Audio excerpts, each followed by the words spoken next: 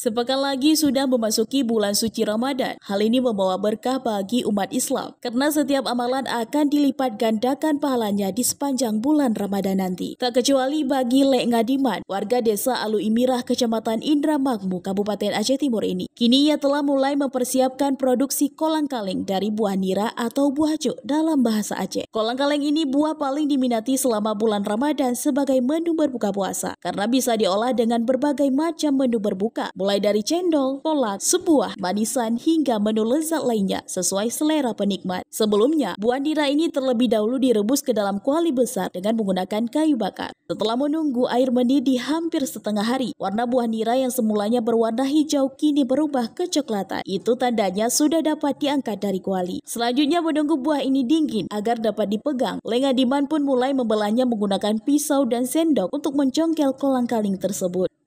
Ini setelah dimasak itu berapa jam dimasak baru matang itu, Lek? Itu kalau udah didih dia udah protol udah protol anunya itu kan, baru 1 jam lah, lebih lah 2 tengah hari apanya itu. 2 jam ya. Habis itu baru dibelah, direndam baru dibelah, baru direndam itu. Setelah dibelah itu apakah ada proses lain atau udah siap itu? Enggak, udah siap itu kalau udah dicongkel. Kalau udah dicongkel kan udah siap itu.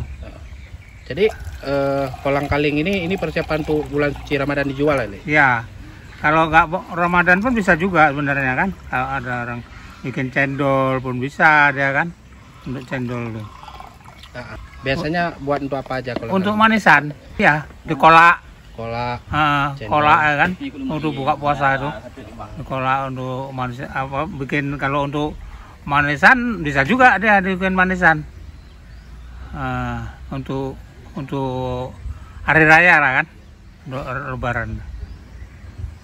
Ini dijualnya berapa dalam 1 kilo? 1 kilo. Kalau kita jualnya 12.000. Karena faktor usia yang sudah senja, Lek Ngadiman tidak mampu lagi untuk memanen buah nira dari pohonnya yang menjulang tinggi. Di sini ia dibantu oleh anak dan menantunya. Setelah melewati berbagai proses, kolang-kaling yang telah jadi dan disterilkan dengan air bersih, Lek Ngadiman mulai membawa ke pasar kedai Alu Imirah untuk dijual dengan harga 12.000 per kilo, serta tidak sedikit juga warga tetangga yang membeli langsung ke rumahnya. Dari Kabupaten Aceh Timur, Romi Syaputra melaporkan untuk Puja TV.